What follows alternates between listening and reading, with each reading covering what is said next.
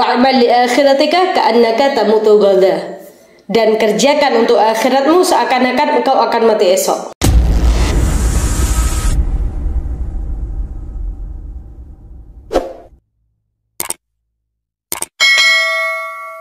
Bismillahirrahmanirrahim.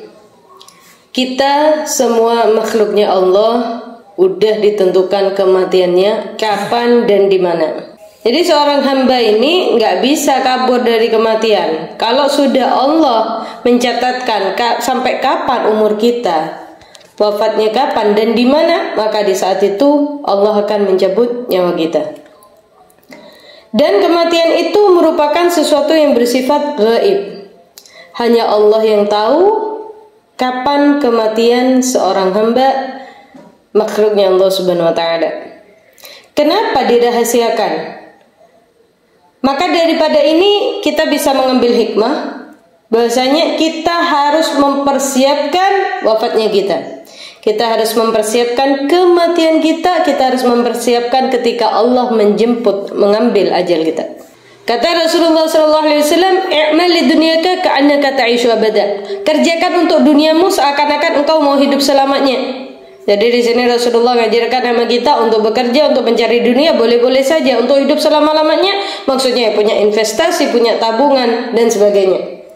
Akan tetapi lanjutan hadisnya, wa'mal li akhiratika ka'annaka tamutu ghadan. Dan kerjakan untuk akhiratmu seakan-akan engkau akan mati esok.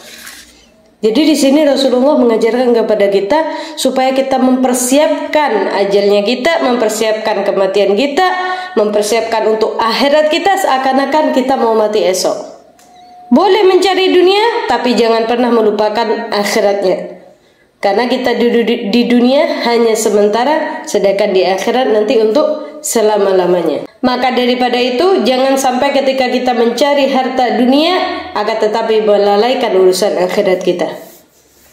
Kembali kepada hal kematian. Seseorang kalau sudah ditakdirkan sama Allah Subhanahu wa taala kapan wafatnya dan di mana, maka di situ akan terjadi kematian. Pernah suatu ketika terjadi peristiwa kisah yang sangat menarik yang bisa kita ambil hikmahnya.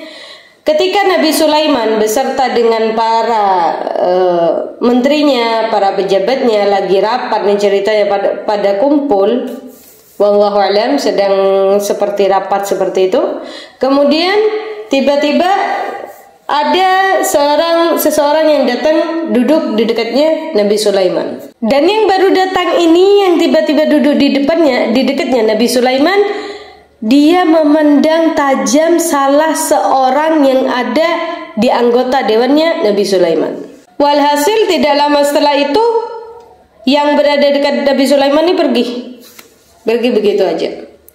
Setelah selesai rundingan, setelah selesai rapat, orang yang dipandang tajam ini datang ke Nabi Sulaiman.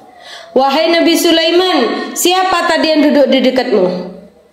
Maka Nabi Sulaiman menjawab, bahwasanya yang di dekat saya tadi itu adalah malaikat maut. Ada apa? Tadi saya dipandang dengan pandangan yang tajam oleh orang yang berada di dekatmu. Kalau memang itu adalah malaikat maut, maka tidak ada lagi tugasnya kecuali mencabut nyawa. Kenapa dia hanya memandang saya dengan pandangan yang sangat tajam? Wahai Nabi Sulaiman, kirim saya ke tempat yang sangat jauh. Maksudnya nih orang pengen kabur dari malaikat maut. Kemudian karena permintaan daripada orang ini, akhirnya Nabi Sulaiman pun memanggil angin, wahai angin, bawa orang ini ke tempat yang sangat jauh. Setelah Nabi Sulaiman memerintahkan demikian, maka angin ini membawa orang tersebut ke tempat yang sangat jauh.